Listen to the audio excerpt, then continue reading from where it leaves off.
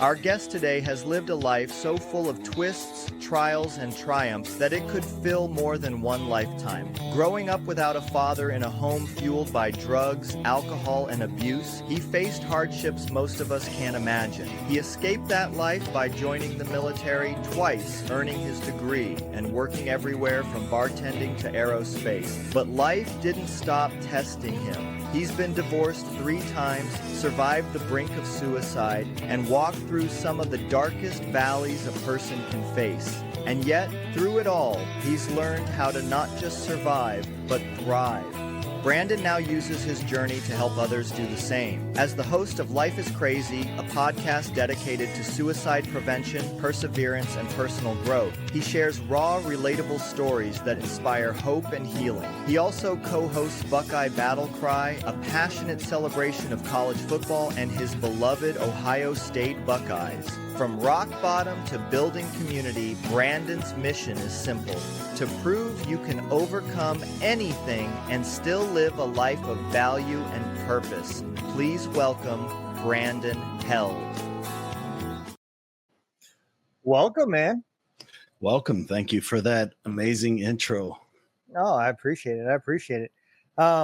It's y'all's story, man. I just throw some videos in, but I said welcome. That's how used to I am to being the host.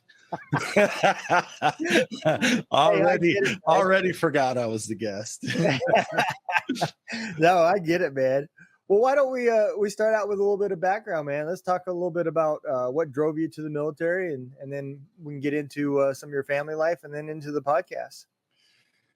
Yeah, I mean, I can't really tell you what drove me into the military without starting with the family life. Okay, so we can start there. Yeah, I will definitely have to start there. So, I grew up in, a poor family, and alcoholism, drug addiction, the inability to hold and maintain a job was what I was surrounded by my whole childhood, by, my family, by my mother's side, my stepfather.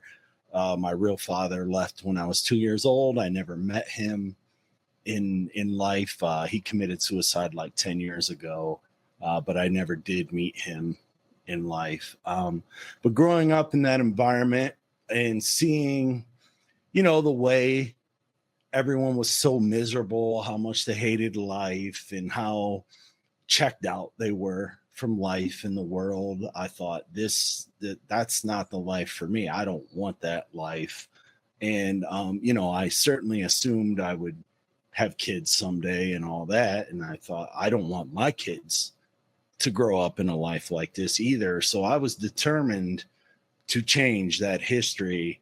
And, I was a terrible student in school. My home life was a lot of drinking and partying, and if not that, fighting in the middle of the night while I'm trying to sleep. And so I went to school pretty much, bloodshot eyes, tired almost every day. As a matter of fact, my sophomore year of high school, my geometry teacher called my mom because he accused me of taking drugs before coming to school. But that just wasn't the case. I just wasn't getting sleep because of my environment. And so anyway, I didn't focus on school. My mom didn't, push school or enforce school as a priority or anything like that. So I thought my only way to really get anywhere in this world was to join the military. And so between my 2 uncles who had been in the Army, and then my one uncle who was in the Air Force, they all 3 said, join the Air Force. They weren't in the military anymore, but they all had served 4 years. And they all 3 said, join the Air Force. And so off I went. That was the path I went on. Yeah, I can co-sign that, man. That's kind of what I tell people too. After 20 years in the Army, I say, join the Air Force. Yeah, I would tell anyone. I spent 4 years in the Air Force, 4 years in the Army. And I would tell anyone, join the Air Force. It's not even close. No, not at all. The Army, the recruiters tell you you're going to get to see the world. They just leave out the part about it's the third world. Well, and all the morons you have to deal with, but that's a different topic. Oh yeah, absolutely, man. So, what was your MOS in the? We'll start with the Air Force. What was your MOS in the Air Force? Yeah, so I don't remember those numbers. I think it was 88 something, but I was a security policeman. Okay. Security specialist is what it was called back then. Then they combined it to security forces after I got out. But I was a missile cop essentially, which was not what I signed up for. I got screwed over by my recruiter. I wanted to be law enforcement, drive the cop car, pull people over, arrest people, that whole deal. Yeah. But that's not what I ended up getting. He sent me up for security specialists, and they sent me to Minot, North Dakota, and put me out in a missile field. Yeah. So the Army version of the Air Force. Yeah. No, and I'll be honest with you. I left a lot out. It's hard to include your whole story in a short podcast, but I used to watch my mom get beat up on a regular basis. Yeah. And that built like this protector inside of me. Mm-hmm. And so that was why I wanted to be a cop. That drove me. I couldn't think of anything, that I really wanted to do with my life, but I did want to protect people, which felt, right in the military, but also as a cop. And so after, that, I've always been a protector, but that may have changed like how I want to live my career. Right. I'm a protective person to my friends, loved ones, family. But I actually did like the missile cop part of it. I didn't like being stuck in Minot, North Dakota. But I did like, going out in the missile field for 3 days. You eat there, you sleep there, you do everything for 3 days. And then you come back in and then you had 4, depending on the rotation, 4 to 6 days off in a row to do whatever you wanted. So that schedule was pretty nice. Yeah. I enjoyed the dudes that I worked with. By and large, I would say 90+% of the guys that I work with, I really had a good time in the missile field with them and being a security policeman with them. There's just a lot of things that, as a first time experience, you take for granted because that's just all so you just think that's the way it is. So that part was cool. Yeah, I get it, man. My first duty station was Korea. And, I told the recruiters I didn't care where I went as long as it wasn't Korea. So that's all they heard was go to Korea. And that's where I went. And, I learned that there's camaraderie there. I learned that, soldiers are close. And I thought that's what the military was. Yeah. So it was a big culture shock when I got back stateside, and now everybody has their own families, their own jobs, their own tasks. They, you go to work, you see them, and then after work, you don't see them no more. And that closeness had disappeared. So and I they care about their own interests first. Yeah, absolutely. So I learned at that point that the military was very close when you were alone, and when you weren't alone, you were individuals, and that's really how it is. I didn't get to go remote or overseas or really anything like that, but I grew some of my strongest bonds in boot camp in tech school. Right. In those getting kicked down, you need someone to help you and work with you situations. That's what one of my best friends, we were in boot camp together in Air Force. I was 17. We're still great friends today. Yeah. Yep. Yeah. It's something about hard times and trauma that brings people to close, So I absolutely get it. So you decided at the end of 4 years to go Army, or did you get out for a while and then go back to the Army? Yeah. So to make a long story short, I thought the Air Force was going to be my career. I thought it was going to be my life until I retired. But right when I was just about to hit my 3rd year, my CJR would come up. I was busting ass in the Air Force. Like I was getting Airman of the Quarter. I was getting a job. I got a job called Flight Security Controllers in E3, which was only formerly for E6s. I was the second E3 in Air Force history to get it. I mean, Wow. I was really working hard to build a solid Air Force career.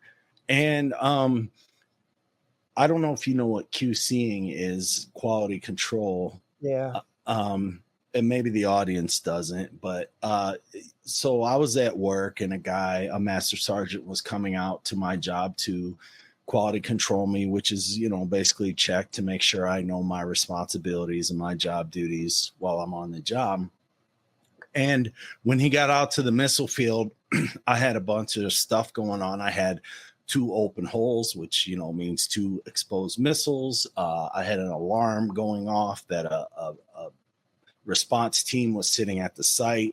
So between the three of those, they had to check in with me every 5 minutes over the radio. And obviously that was staggered. So it wasn't, so if you think about that, I just had no time to do anything. Yeah.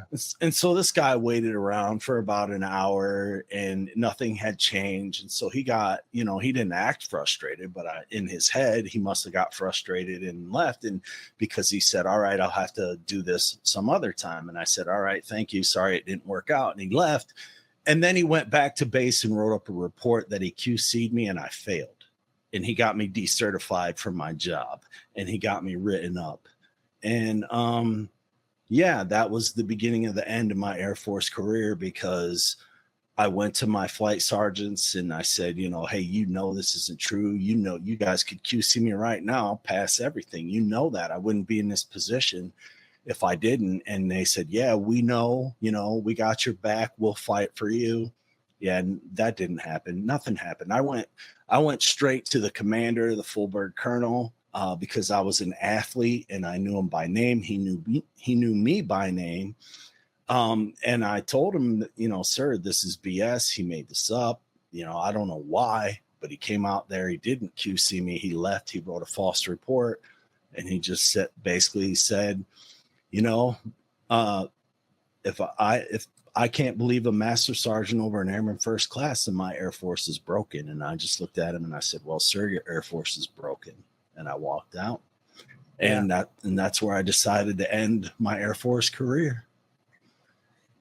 Yeah, I get that, and I've seen several master sergeants, E8s and E9s that lived a career of telling lies, and it bite them in the ass at the end of their career. At some point, they always come up and eventually get caught. But yeah, I don't know why that colonel would say that, because it's not uncommon. At the end of the day, some people put the rank on and they think the respect comes from the colors on your badge or the stripes on your badge, and they forget about leadership. And it sounds exactly like what this guy did. Yeah. And he's not like he's got a hard job. He's going out there and watching other people and just grading you on their job. It's not like he had to do anything. No, I never knew the guy before. I never met the guy before. I think he just didn't like that I was an airman first class in this position, that normally a staff sergeant or higher would hold. And I don't know, whatever got under his skin that day, he just decided to take it out on me. And it just made me feel like, well, if this one guy comes along and he can because I was going to get senior airman below the zone 6 months early, most likely. Mm-hmm. And, obviously that prevented that from happening. And so I was thinking, well, if this one guy can derail my career like this, what happens throughout my career if I run across other people like this? So it really made me rethink everything. So, I just decided I needed to take a different path in life. Yeah, no, I completely understand that. I don't think that's uncommon either. I think, when you talk to a lot of people that do their time and just get out, a lot of times you'll find out it's because their time in showed them negative leaders. I don't think too many people come in and have great leadership and then just say, okay, thanks for the college money, it's not for me, and leave. Maybe some do, but I would say the majority that get out, it's because of piss poor leadership. Yeah, I mean, I couldn't agree with you more. First of all, I've had pretty bad leaders most of my life, whether it be in the Army or civilian corporate world. It just seems people get into a position based on time around here, no matter what side of the house you're on, doesn't necessarily mean they belong in that position. But yeah, I mean, same for joining. I did join the Army eventually later on, literally just to get a master's degree. I wanted to get an MBA and I wanted it paid for, Yep. and I didn't want to have to take on debt for it. But I had considered, after getting the MBA, going to officer candidate school, becoming an officer and all that. But I just had a really shitty experience in the Army. And I just thought, nah, F this place. I'm not going through this kind of crap again. The best thing I can do is just take this MBA and get the hell out of here. Yep. No, yeah, I completely understand. The Army's not the place that you're going to find. Man, I just seen it change so much. You know, it used to be 6, 7, 8 years was not uncommon to be an E5, you know, or an E6. Yeah. And now you're seeing people that are E5s after 2.5, 3 years. Yeah. And there's no time to develop leadership skills at that point. No, not at all. Especially if you're coming up under bad leaders, they're just gonna mock what they already saw. So. Yep.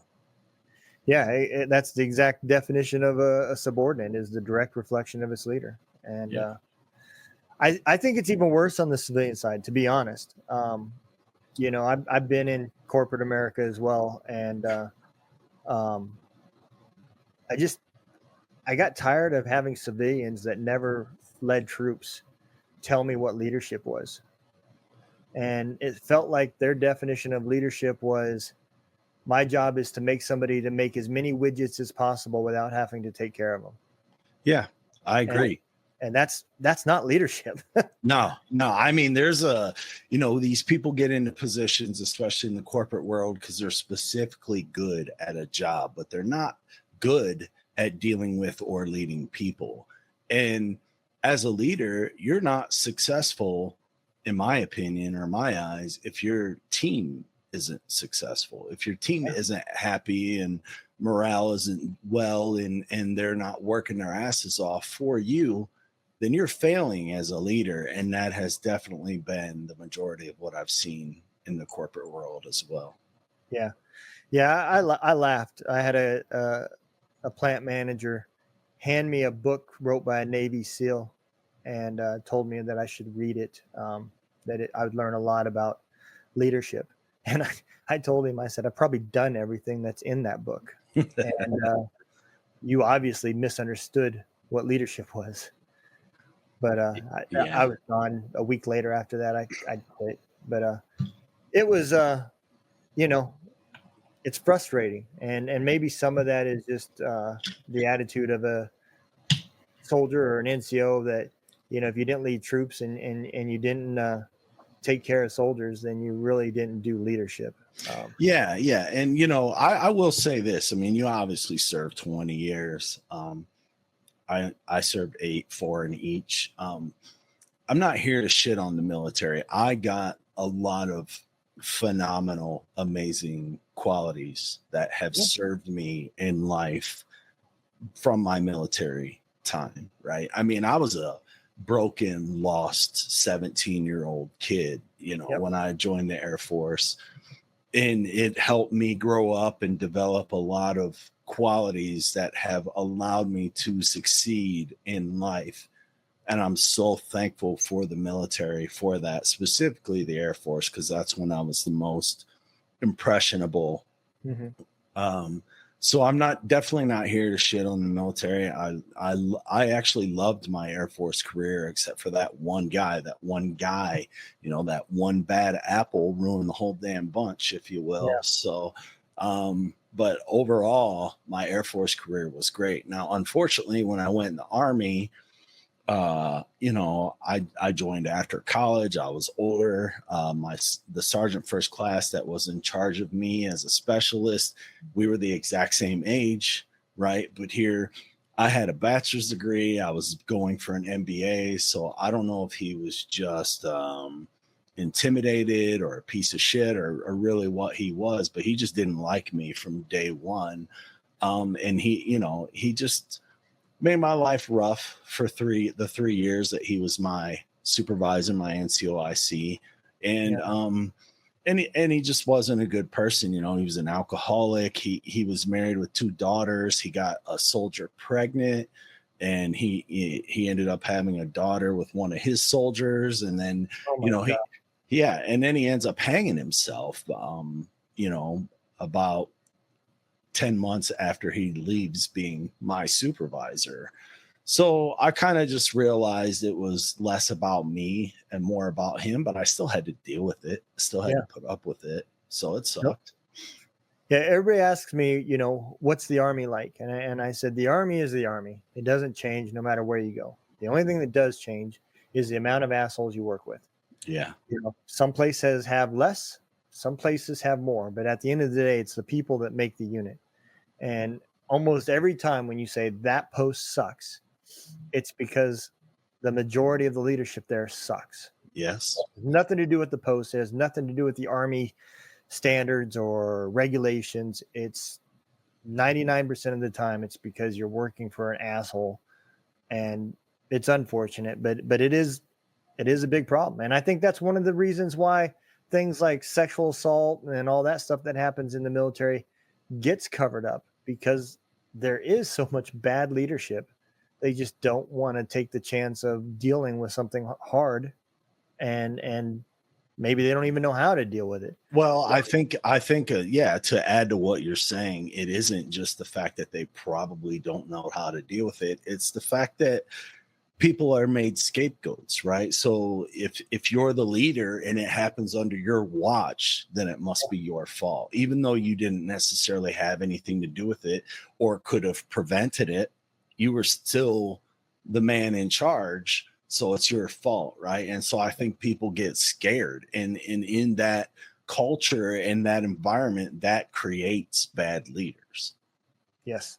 Nope, you are 100% correct, man. So you get out of the military, and I'm assuming you go to work in corporate America. Is that where you went to from the Army? From the Army, yes. So, in between the Air Force and the Army, I'd gotten my bachelor's degree. I wanted to do sports play-by-play, hence the Ohio State Buckeye podcast I started recently. But that wasn't working out. That wasn't going to happen. So I decided, all right, well, I'm going to go more into business. So I decided to join the Army, get my MBA, and take a different career path in life. And so the Army brought me to Fort Huachuca, Arizona, and I loved Arizona. I loved the sunshine, and the summer to me was, it gets hot, but it beats the crap out of the cold ass winters in the north. So I'll take the heat of the summer to avoid the cold ass winter. And then, so when I got out, everyone was saying, oh, you need to work at Raytheon. That's the place to be if you're going to live here. So I got a job at Raytheon, and, very lucky. I mean, backdoored my way in. I was, when I first got out, I was a personal trainer, and I was just training this guy, and we were getting along, as I did with all my clients. And he was asking me about my life, and I said, yeah, I just got out of the Army. I have an MBA. I'm doing this personal training thing until I get a quote unquote real job. And he goes, you have an MBA? And I said, yeah. He says, man, I'm a director at Raytheon. You can come work for me. So that was how I got into Raytheon, right? Just a connection as a personal trainer. And it was cool. I was excited. Like the same day my now 18-year-old son was born, I got the job offer from Raytheon, which was, 3 times the amount of money I'd ever made in my life. So it just looked like life was on the up and it was going to be amazing. But it turns out, man, when I got into Raytheon, I wasn't really feeling it. Like it just wasn't my vibe. It wasn't my atmosphere, the kind of people. I don't know. I just didn't feel like I fit in, like I belonged. But I was still, trying to do the best for my family. And so I was there working, and about 3 years in, Obama was president, and he decided to make defense cuts. I don't know if you remember that. The reason Yeah. why I got out of my last deployment was because of Mr. Obama. Yeah. So Numbers, so yeah, so his defense cuts directly hit Raytheon, which directly hit Yep. the program I was on. And so then it directly hit me because I got laid off after 3 years of being there, as the breadwinner. And at this point, a fairly new family with a 2-year-old and a less than 1-year-old son that I was taking care of by myself, sole provider. So yeah, my whole world got turned upside down there. And yeah, it was a bad time. yeah, I can relate to that, man. I kind of, when I retired out of, I don't know, call it giving up, right? I had was working for a company, and my mom passed away this past April. I'm sorry to hear that, man. It was like April 5th. I appreciate that. And like May, I don't know, 10th, something like that. The place I was working at decided they were going to get a different maintenance manager, and they let me go. And so here I am. I'm now still dealing with the issues from my mom's passing. I've been here in Missouri taking care of her. 4 days before she passed, our lease renewed here, so I can't even move back with my family to Georgia because I'm still responsible for the lease here. And just life was kind of shitty, man. And that's when I decided, I think I'm just going to retire and work for myself and not have to deal with people. And so I understand exactly what you were going through, man. It becomes tough, and it makes you question yourself, and then life just keeps going, with you or without you.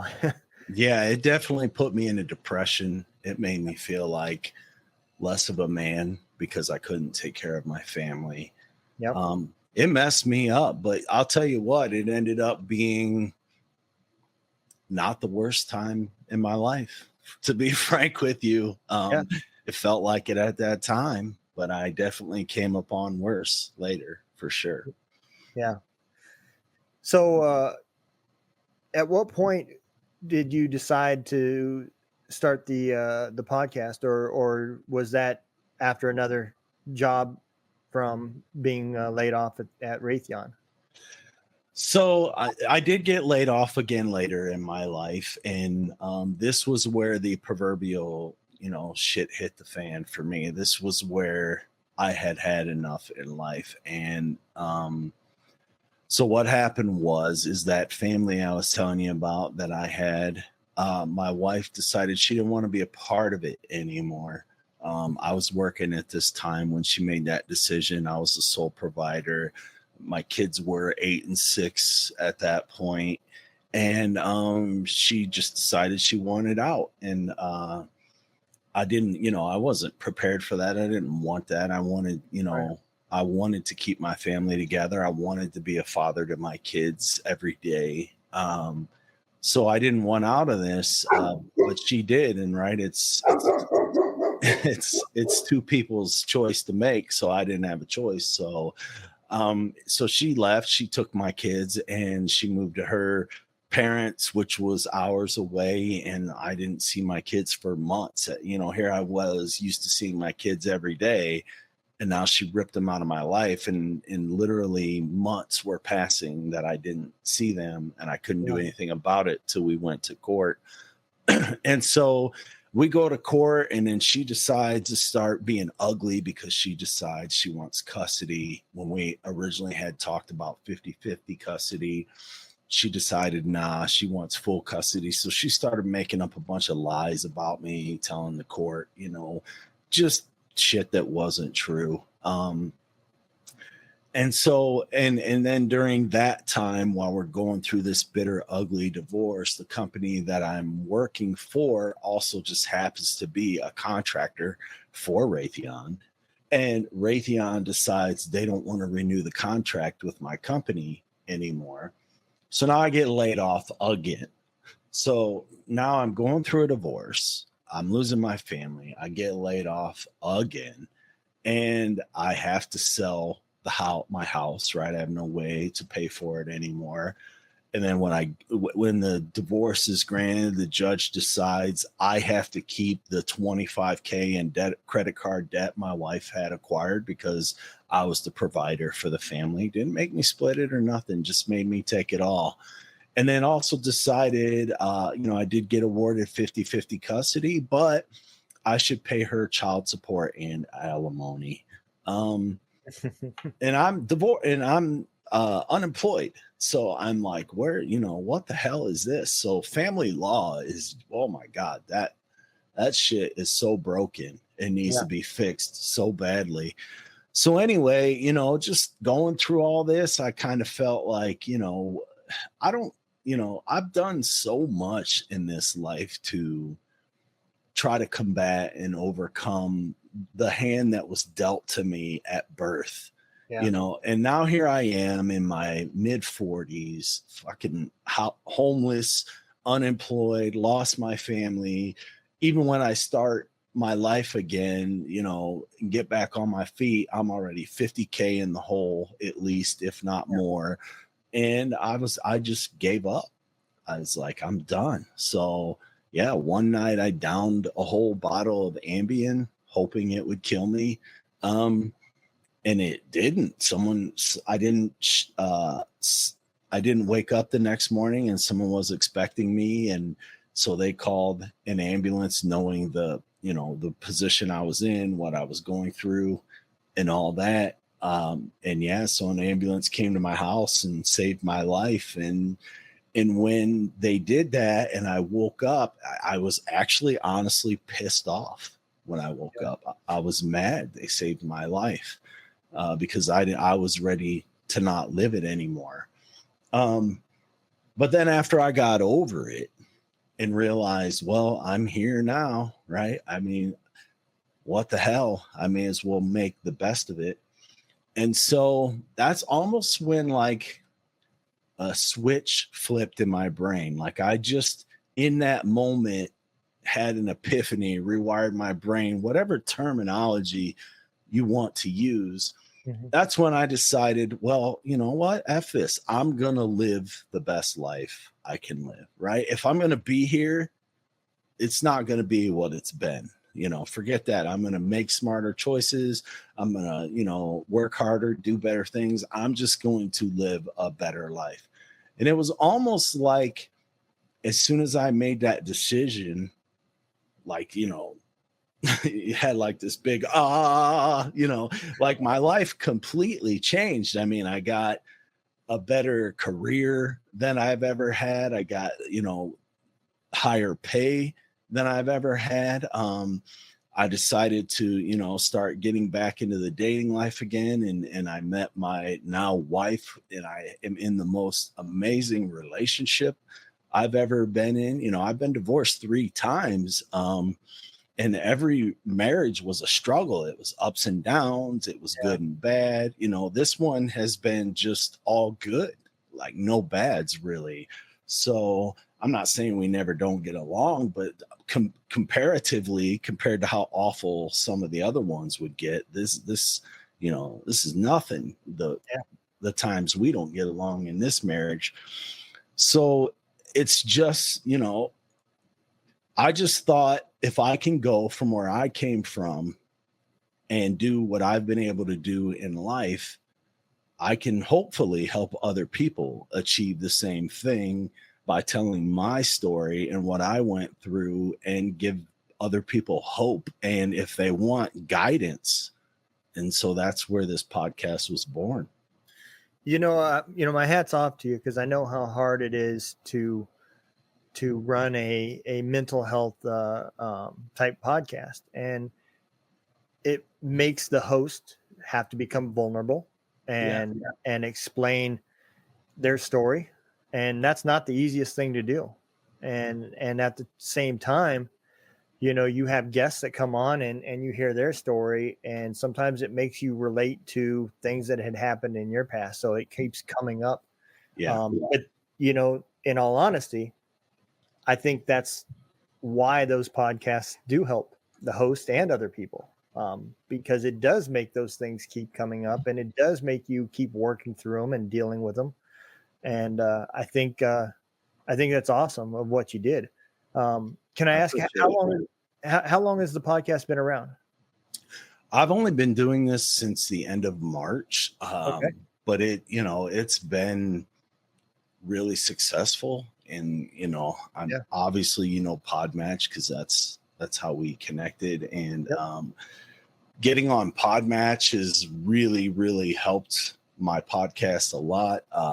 I've met a lot of great guests, either through experienced trauma that they're also trying to help other people as well, or doctors and therapists who I can get on the show and ask questions and get information out to people that might want help or need help, because I do believe in therapy. Now, I will say this: I kind of rewired my own brain, and I made it a choice to focus on the positive and be appreciative of things in life, and put less emphasis or impact on the negative things that happen. Like, understand, okay, this is just one small negative thing that's happening in life right now, right? It'll pass.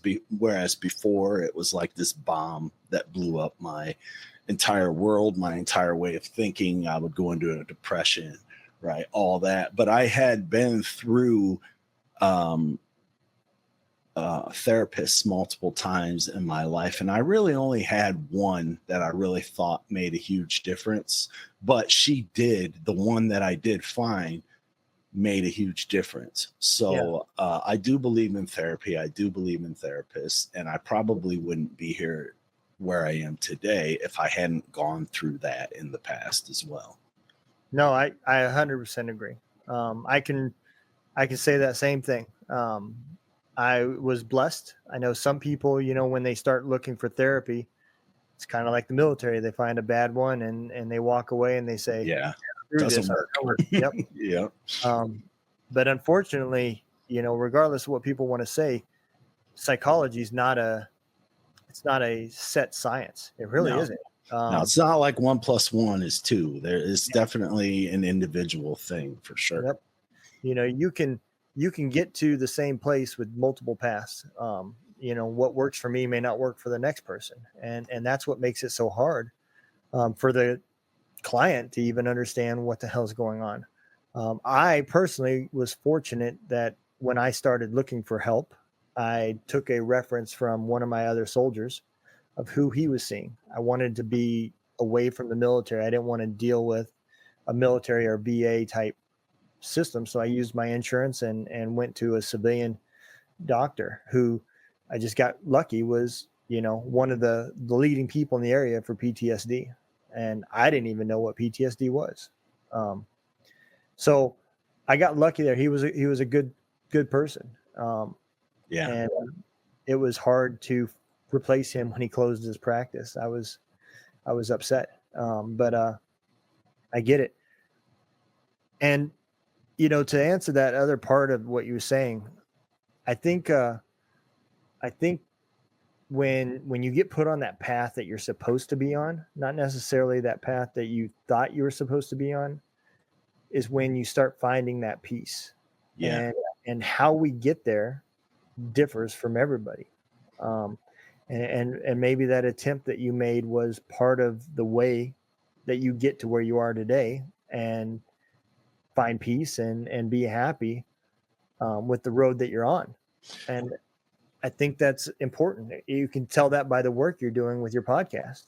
Thank you. I mean, I wholeheartedly agree with you. Before it was all about how can I better my life or my family and loved ones' lives? Yep. And the truth is, I could better many more people's lives than just myself or my family and loved ones' lives.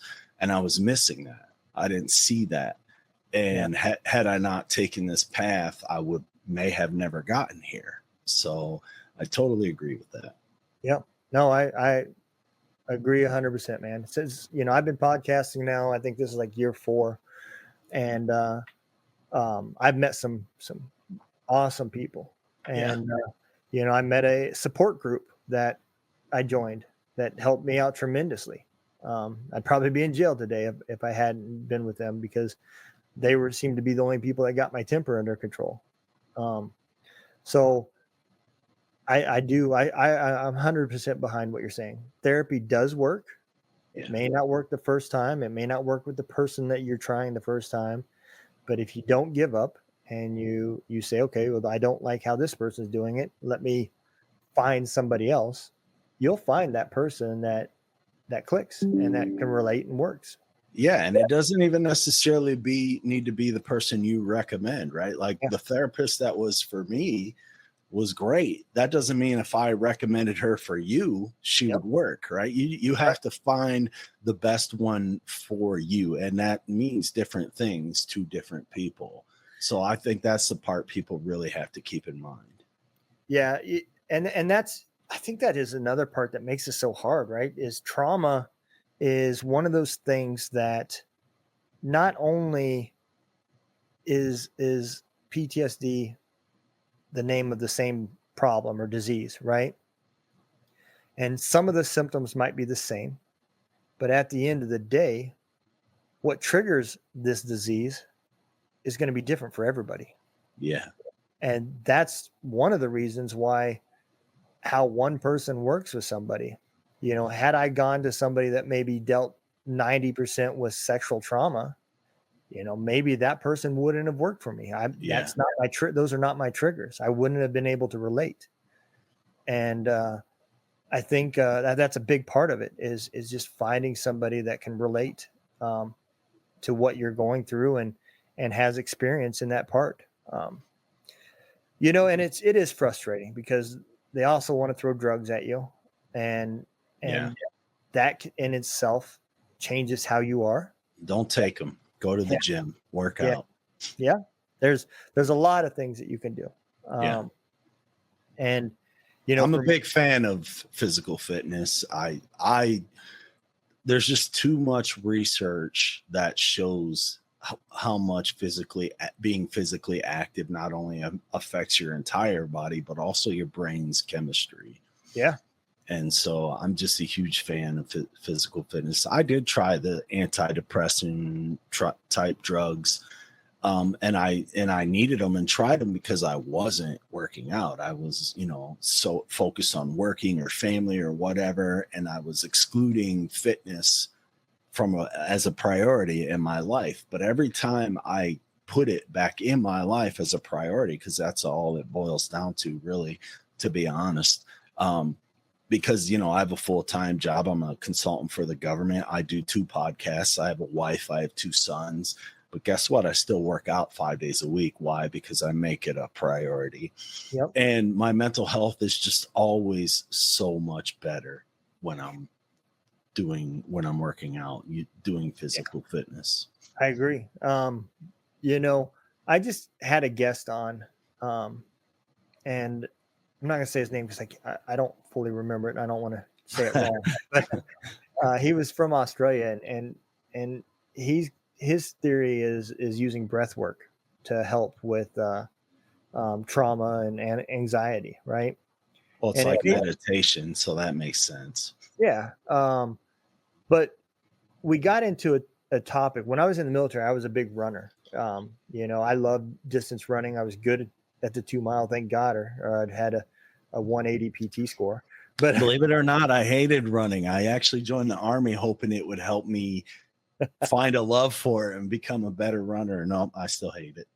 Yeah, and I think that's the way it is. You're either good at the push-ups, the sit-ups, and you're not a fan of the running, or you're good at running and you struggle with the push-ups. And it's just one of those things. But there's a thing out there that I always refer to it, because that's how it was explained to me. It was called a runner's high, right? Yep.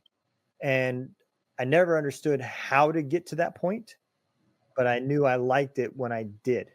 Um, it was like you were just so present in that moment while you're running, and adrenaline's going, and everything else. But I never knew what caused that, right? Yeah. And when I was talking to him, it made sense why uh, it would happen at that point, because your body is being forced to take in so much oxygen that it can. And at that point, it allows your brain to say, hey, I need oxygen. And it completely focuses on that one thing, which brings you to in the moment. You no longer, when you started that run, maybe you had problems, bill problems that you're dealing with, and a deployment coming up or whatever, and that you're thinking for in the future. And now you're only 30% there in the moment of what you're doing at that time. And so when he said that, it really made me think about how just the basics, like you said, working out, hydration, um, faith, those types of things can go a long way before an antidepressant. Yeah. And on the running thing, so I hated running. I hated the 2 mile run, for the Army. And every time I had to do a PT test, I dreaded it. Right. But in training and stuff, we were sometimes, that's what I did love about the military, is you're pushed to do things that you didn't know you could do or you were Yeah. capable of doing. And that's the whole point, right? To show you what you're capable of, even when you don't think you are. Yep. And so sometimes we would run 5, 8 miles, whatever it was we were doing in training. And you actually reach a point where you're like, you're dying for a while, and then you reach a point where you're like, oh man, I feel like I could run forever. I feel Yep. like I could run without stopping. And if I hadn't been in the military to force me to do that, I would have never known that feeling. Yeah. No, you're 100% correct, man. I can't get past this part of it too. I want to dig into this a little bit too. I love what you're doing with the mental health side of this, but No, Ohio but State, man. says the guy with the Cincinnati Joe Burrow. Are you kidding me right now? Are you kidding me right now? My college team. I'm a Georgia guy, so I like Oh, I like the dogs, but yeah, I've been a Bengals fan. I mean, I can move, and you'll see there's Ken Anderson's yeah, come on, bro. Yeah. MVP But jersey. I grew up in Ohio. I'm from Ohio. I've been a Buckeye since I was a kid. And let's be honest, it's the greatest college football program of all time. I mean, as much They are as good. everyone wants to hate on them or crap on them, they've been in the AP 1,000 weeks, which is the most of Yeah. any team in college football history. That team up north that I like to call scum comes in second with like 926 or something like that. So, I mean, Alabama had a great run when Saban was there, probably the greatest run in college football history. But I just feel like, honestly, genuinely, Ohio State's the greatest program of all time, and I sincerely mean that. Everyone will want to, argue their school, because Georgia has a great program as well, right? There's no arguing or denying. If you're a running back, yeah. But they've had some success recent years, and they screwed us out of a national championship a few years ago. But overall, there are some really great schools, but I really believe the Buckeyes are the greatest football school of all time. they, I do like Ohio State. I was just teasing with you. I'm not a fan. That's not my favorite team. Yeah. But when you get away from the SEC, there's very few teams that I could give a shit about. Man, I got to tell you too, while you're bringing that up, ESPN makes me hate the SEC. That's the truth, right? I mean, they bought into their program, and they have the SEC channel and all that, and they just push the SEC so much that it just feels like marketing, like it doesn't feel genuine. and it drives me insane, right? Because the last two national championship winners are the Big Ten. They didn't even play an SEC opponent in the national championship. Yep. So, like, stop with the SEC rhetoric and hype. Like, you know, I get it. They had a great run there, but come on, stay current, right? I know the SEC and the Big Ten are the two best conferences. I completely get that. I understand that, but it's just a constant promotion. Like, even Texas being number one right now is a joke to me. Why is Texas number one? Why? I agree. I completely agree with that. You know, the reason why I like the SEC, and it's just there's so much competition, you know, in that area. There is some great schools, LSU, you know, Alabama.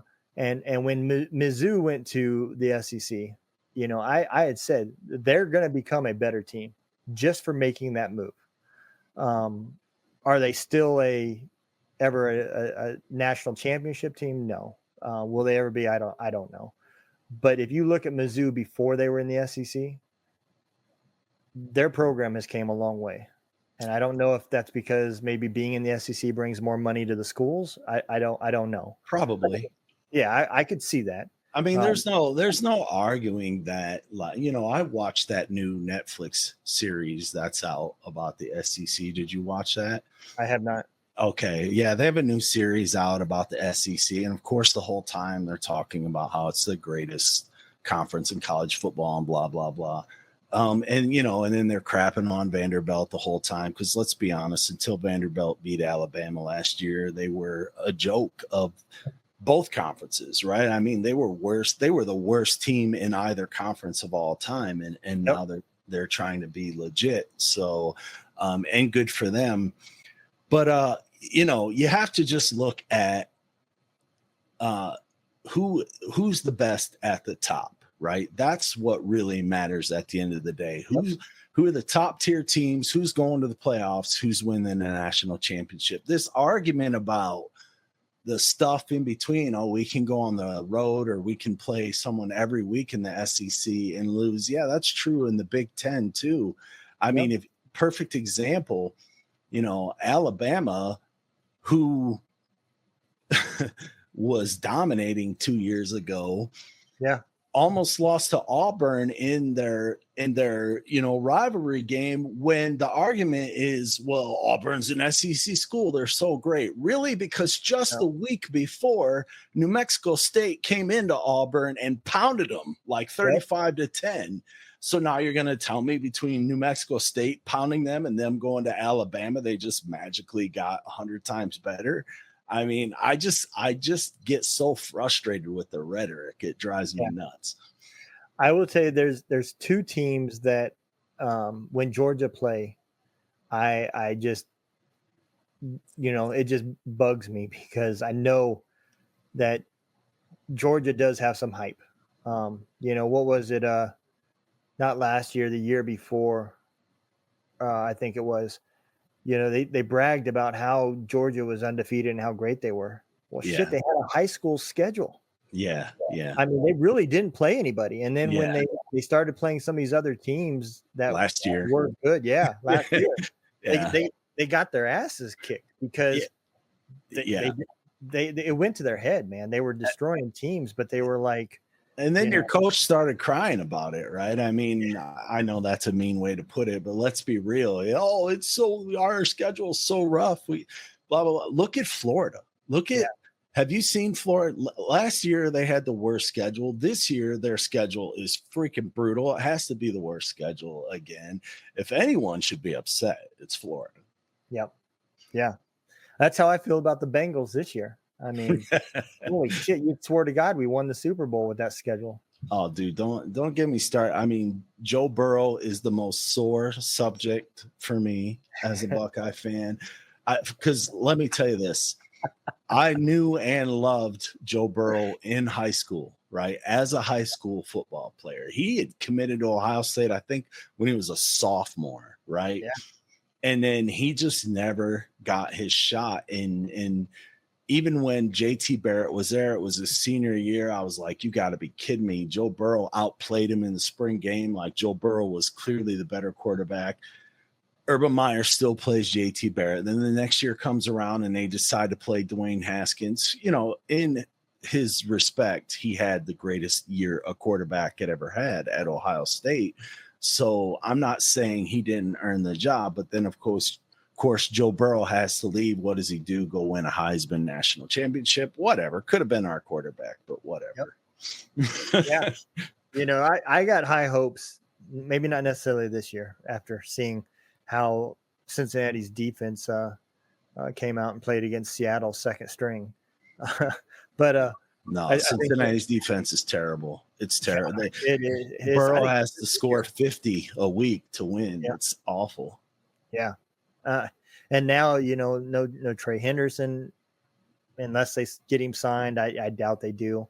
Cincinnati's just, I think all of the AFC North, to be honest, is like that. They just do not negotiate. This is your deal. You don't like it, I don't care. We're not giving you an extra dime. And yeah, it's funny how different the AFC North is, right? Like the Clowns are always the Clowns, right? They're the Cleveland Clowns.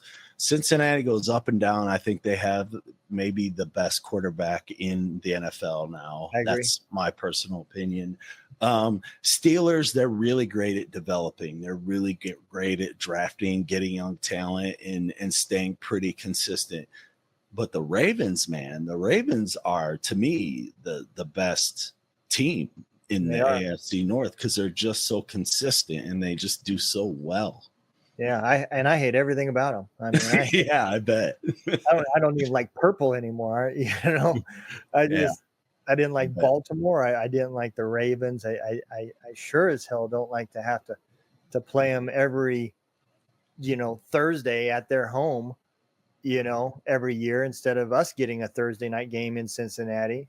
Yeah, and I don't even watch the NFL. That's the truth. Really? I keep up with it, you know, because I like football, right? I'm a football guy. I love football, frankly. But my love for football at this point in life is just college. I used to watch them all. Don't get me wrong. I used to have the NBA season pass on DirecTV, the MLB pass. I had them all, right? NFL Sunday ticket. But as life progresses and you got to start weeding things out so you can put more things in and be more productive in life, I had reached a point where the only two things left were the NFL and college. And obviously that ends up consuming your whole weekend for 4 months. Yep. And so I had to dwindle that down too. And I bleed scarlet and gray. So it was going to be college football. So I had to let the NFL go about 7 or 8 years ago. I track it. I keep up with it a little bit, but I don't watch it anymore. But I see what's going on and I watch the Super Bowl and stuff. But yeah, it's, to me, college football is the greatest sport on the planet. I love it. When it comes to the love of the game, absolutely. College football is real football. Yeah. You know, I feel the same way about high school football. You know, your bigger teams that the guys are looking for those scholarships to go to the bigger schools. You know, that's where the love of the game is played. It's all left out there on the field. The NFL is not like that. You go to the NFL, and I watched T. Higgins last year he played career football. Yeah. You're not going to pay me. I'm not going to get hurt. I'm not going across the middle and opening up for this ball. Yeah. You know, oh, I'm sore. I'm not playing this week, you know? And so there it's all about the career and the money.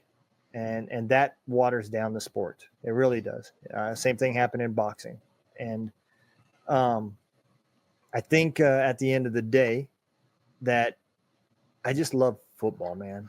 I do too. I mean, I used to always say like my favorite sport to play, because it was basketball. I loved playing basketball. But my favorite sport to watch is football. And let me just say this. I watch, back to what you're saying about high school football. Where I live in Tucson, I used to go watch Bijan Robinson and Lathan Ransom. They were on the same team at South Point in high school. And from what I can tell, Bijan isn't exactly having the greatest career in the NFL. But let me tell you something, man. That kid, as a sophomore, a freaking sophomore in high school, was the most athletic, talented dude on the football field. It didn't matter who they stepped on the field with. When he was a sophomore, they won the state championship, and he was the best player in the state. He was just unbelievable.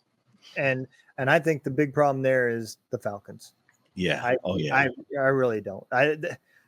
I can't think of a real running back that they had that they developed and was successful. Yeah, it's almost. I grew up a Bears fan, and it's like any quarterback that goes to the Bears, you can just count their career goodbye. So, yeah, I get it. I totally get it. Yep. I think at some point Bijan will go somewhere else and he's going to explode. I really do. I think he's going to have. I hope so. Yeah, I'm rooting for him. I definitely want to see him. He's got the talent. It's there. It just needs to be tapped into. And, Lathan Ransom, who I've known since he was a sophomore in high school as well. He went to the Carolina Panthers this year. So we'll see how his career goes. Yeah. Yeah. Isn't it always funny? These rookies, these great rookies go to the shitty NFL teams. Yeah.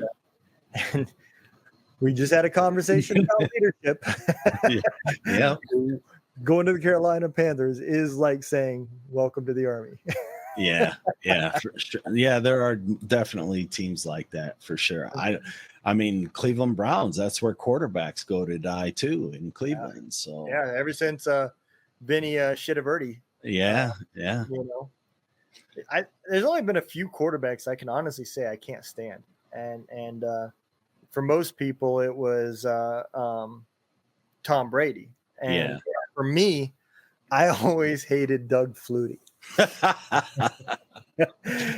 the hell you throw one good pass in your college career that was really just a miracle catch, and next thing you know you're on a Wheaties box? I get it. He's broke every record in Canadian football, but I mean they duplicated the 50-yard line. So yeah, that's funny. I never heard anyone have any angst against Doug Flutie. That's funny. I just never in the NFL. I just was never a fan, man. I just remember people that I thought had the potential to be great that didn't pan out, like say Jeff George or Ryan Leaf yeah.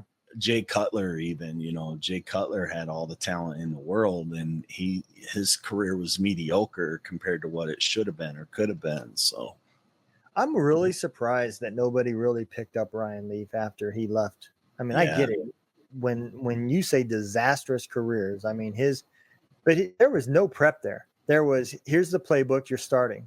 Yeah. And you can't do that in the NFL, man. It must have been something with his personality or attitude. It's the only thing, it's the only thing I could come up with. Yeah. But talent wise, he had it for sure. Yeah. I mean, and the team he played for, I mean, at that time, they weren't as good as they are now, but they weren't, the Panthers, right. They had some talent, but that's a good point, man. Ryan Leaf was absolutely a guy that I think they destroyed his career, Yeah. And Cincinnati's known for that, having psychotic people, Ocho Cinco. I mean, look at that guy. He don't even know what his name is anymore. No, that dude's a trip for sure. Yeah.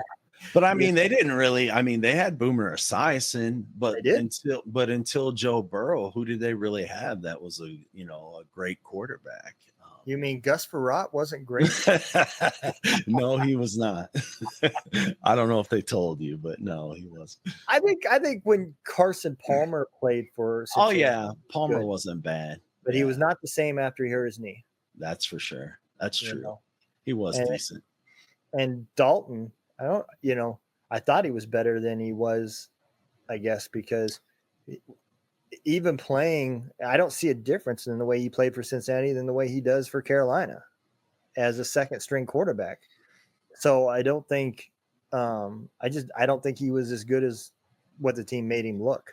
I don't think Cincinnati's ever going to reach their potential till the ownership changes. I mean, we all know, right? I lived in Dayton for years and years, and which is pretty close to Cincinnati, and so I got a lot of the Cincinnati sports radio and talk shows. And even though that wasn't necessarily my team, right, I do kind of root for the Bengals. I would call them maybe my second favorite team if I was watching the NFL. And definitely when they got Burrow, I definitely root for them as well. But it just seems like Paul Brown is just not a good owner from what I understand. I think he's a businessman. Yeah. To be honest, I think he cares more about the bottom line than the Super Bowl. Yeah, which isn't necessarily good for the team. So it's not. Might be good for his wallet, but not. Exactly. Well, brother, I'm going to bring you forward, man, and give you the opportunity to tell everybody how they can find your podcast and learn a little bit about some mental health as they tune into the Ohio State Buckeye podcast as well. Yeah, man. So I appreciate that. So my mental health, podcast where I'm trying to save lives and, help people who are on the brink of suicide or going through a difficult time and trying to work their way through that difficult time. Brandon Held, Life is Crazy. You can find it anywhere you listen to podcasts, including YouTube, even though it's not on video, the audio version is on YouTube. So Brandon Held, Life is Crazy. And then for my college football podcast, I mean, it's probably only going to interest most Ohio State fans. So if you happen to be smart enough to be an Ohio State football fan, it's called Buckeye Battle Cry podcast. We do that on video on YouTube. So you can find us on video on YouTube, or you can listen to us as well anywhere you find podcasts. It's Buckeye Battle Cry podcast.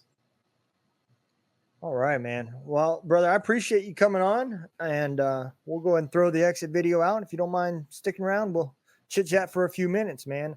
I hope all you guys out there listening, go check out his podcast. If you're a Texas fan, you can go before the season starts, go listen to his podcast about college sports. And then when you realize how bad your team really is, you can go check out his Life is Crazy podcast so you don't hurt yourself. But at